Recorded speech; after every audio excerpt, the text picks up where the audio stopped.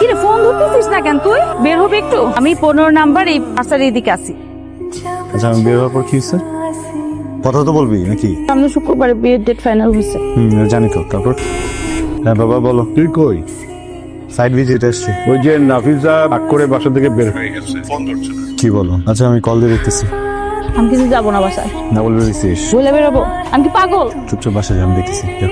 যেদিকে দু চোখ জ্যাম চলে যাবো, বাসে যাবো না।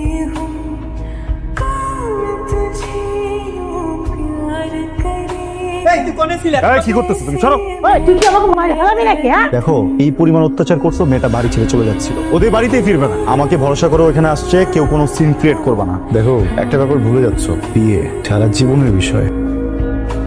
তানভীর, নাফিসাকে তোমাদের কাছে রেখে দেবো, তোর সাথে নাফিসা বিয়ে দিতে চাই, আমার রিকোয়েস্টটা রাখবি।